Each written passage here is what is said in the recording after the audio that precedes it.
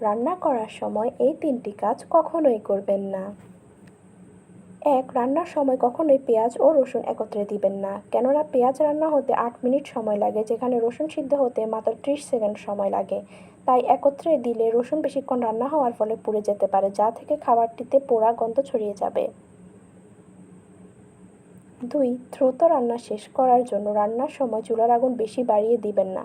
কোনো কিছু রান্না করতে ৩৫০ ডিগ্রি তাপে ১ ঘন্টা লাগলে আপনি তাপ বাড়িয়ে ৪২৫ ডিগ্রিতে ৩৫ মিনিটের মধ্যে রান্নাটি শেষ করার চেষ্টা করবেন না, কারণ অনেক রান্না আছে যেগুলো মৃদু আছে ভালো হয়।